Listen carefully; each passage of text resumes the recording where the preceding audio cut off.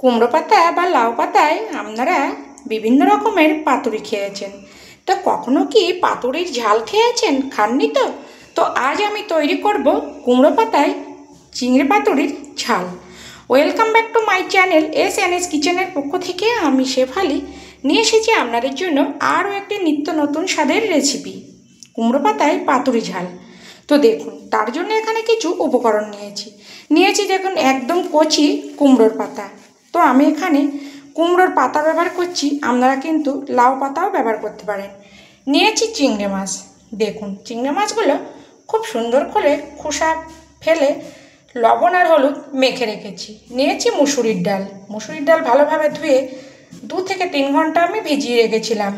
নিয়েছি আদা, নিয়েছি টমেটো, নিয়েছি রসুন, নিয়েছি পেঁয়াজ কুচি, আরও অন্যান্য উপকরণও আছে। আমারও নিত্য নতুন রেসিপি পেতে আমার চ্যানেলটিকে সাবস্ক্রাইব করুন আর পাশে থাকা বেল আইকনটিকে অল করে রাখুন, যাতে সবার প্রথমে আমার নোটিফিকেশান আপনার কাছে পৌঁছে যায় আর আপনি অতি সহজেই দেখে নিতে পারেন। দেখুন, নিয়ে নিলাম একটা মিক্সচার জার, আর এই জারের মধ্যে দিয়ে দেব মুসুরির ডালগুলো। দিয়ে দিয়েছি সব মুসুরির ডাল।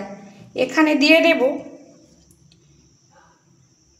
পরিমাণ মতো আদা, মানে আর কি ডালটা আপনারা যতটা নেবেন সেটা বুঝেই কিন্তু আদাটা ব্যবহার করতে হবে। দিতে হবে কিছুটা পরিমাণে রসুন, আর দিয়ে দেব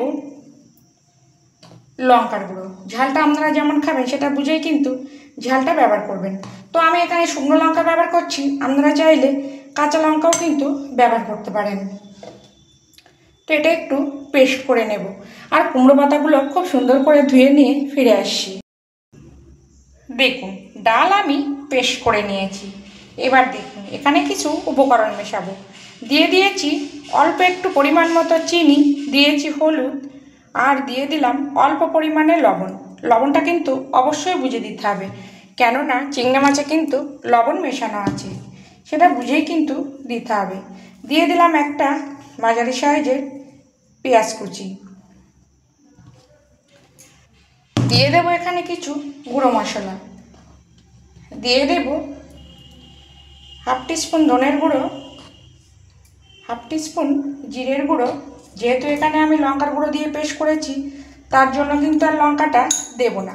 আর এখানে যে চিংড়ি মাছ লবণ হলুদ মেখে রেখেছি দেখুন, তার থেকে মাছগুলো তুলে দিয়ে দেব। এই জলটা কিন্তু দেব না। দিয়ে খুব সুন্দর করে হাত দিয়ে মেখে নেব।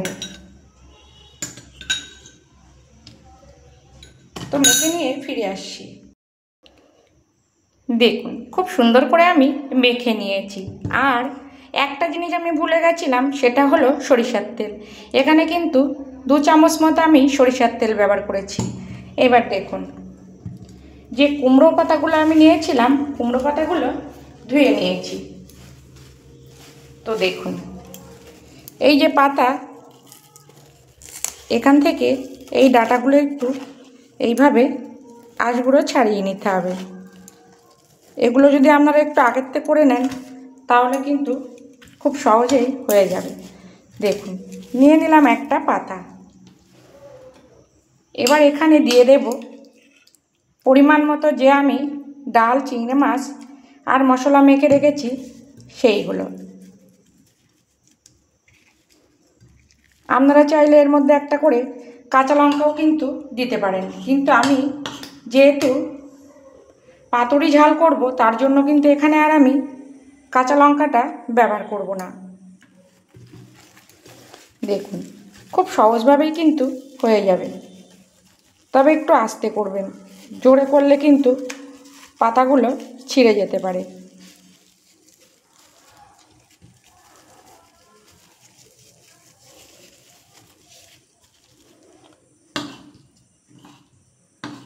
এবার এর থেকে মাছ বাদ দিয়ে শুধু একটু ডাল নিয়ে এইভাবে একটু উপরে দিয়ে দেব। দেখেই বুঝে নিন আমি কিভাবে করছি। দেখুন, এইভাবে একটু মুড়ে দেব। তো একইভাবে আমি সবগুলো করে নিয়ে ফিরে আসছি।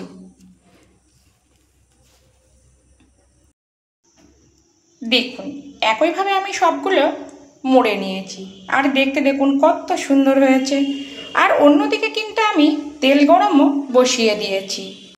দেখুন তেল বসিয়েছি, তেল কিন্তু গরম হয়ে গেছে।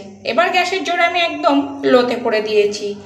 এবার দেখুন যে পাতুরিগুলো আমি করে রেখেছি, দেখুন ঠিক উল্টো দিকটা আমি এই তেলের মধ্যে দিয়ে দেব। এখানে আমি দুখানা করে ভেজে নেব।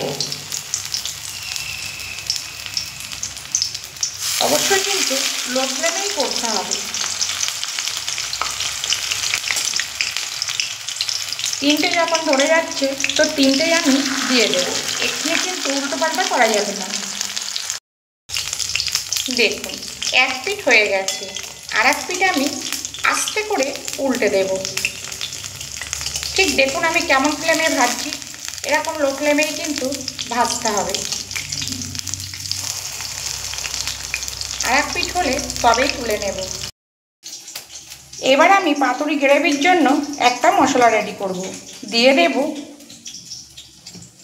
1 ইঞ্চি পরিমাণে আদা, দেব হাফ টমেটো, দিয়ে দেব 7 থেকে 8 কোয়া রসুন, আর দেব একটা ছোট সাইজের পেঁয়াজ। এবার এখানে কিছু গুঁড়ো মশলা অ্যাড করব। দিয়ে দেব লঙ্কার গুঁড়ো। ঝালটা আপনারা যে যেমন খাবেন সেটা বুঝেই কিন্তু লঙ্কাটা ব্যবহার করবেন। দিয়ে দেব জিরের গুঁড়ো, দিয়ে দেব ধনের গুঁড়ো, আর এখানে খুব সুন্দর কালারের জন্য দিয়ে দেবো একটু কাশ্মীরি লঙ্কার গুঁড়ো। আপনারা কিন্তু এই পাতুরির গ্রেভির জন্য এখানে কাজু আর চালমগজও কিন্তু ব্যবহার করতে পারেন, কিন্তু আমি করব না। দেখুন পাতুরিগুলো আমার ভাজা হয়ে গেছে। এবার একটি পাত্রে তুলে নেব। তবে কি অবশ্যই কিন্তু লো ফ্লেমে ভাজবেন, না হলে কিন্তু ভেতরটা কাঁচা থেকে যাবে। আর একইভাবে বাকিগুলো সব ভেজে নেব। দেখুন চিংড়ি পাতুরিগুলো আমি সব ভেজে তুলে নিয়েছি। তো ফোড়নে দেব গোটা গরম মশলা, দিয়ে দেব গোটা জিরে, আর দেব একটা শুকনো লঙ্কা। তো ফোড়নটা একটু ভাজা হতে দেব। ফোড়ন আমার ভাজা হয়ে গেছে। দিয়ে দেবো একটা বড় সাইজের পেঁয়াজের কিমা। তো আমি এখানে পেঁয়াজ কিমা ব্যবহার করছি, আপনারা চাইলে এখানে কিন্তু পেঁয়াজ বাটাও ব্যবহার করতে পারেন। দিয়ে দেব পরিমাণ মতো হলুদ, দিয়ে পেঁয়াজটা মাঝারি লাল করে ভেজে নেব।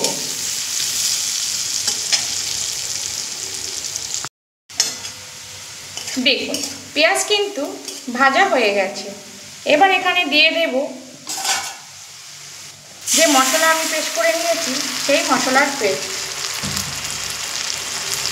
আর দেব মিক্সি বাটি ধুয়ে অল্প জল দিয়ে মশলাটা খুব সুন্দর করে কষিয়ে নেব।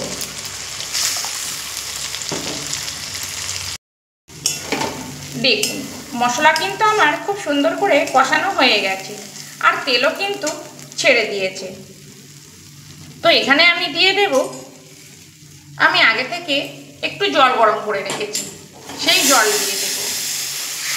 যে কোনো রান্নায় যদি গরম জল ব্যবহার করা হয় তাহলে কিন্তু রান্নার টেস্ট অসাধারণ হয়। এবার দেখুন এখানে দিয়ে দেব পরিমাণ মতো লবণ। অবশ্যই কিন্তু লবণটা একটু বুঝে দিতে হবে। 2 থেকে 3 মিনিট ঝোলটা একটু ফুটিয়ে নেব। দেখুন 2 থেকে 3 মিনিটে আমি ফুটিয়ে নিয়েছি। এবার এখানে দিয়ে দেব আগে থেকে যে পাতুরিগুলো আমি ভেজে রেখেছি সেই পাতুরিগুলো। অবশ্যই কিন্তু যে দিকটায় মুখ খোলা ওই দিকটা উল্টে দিতে হবে।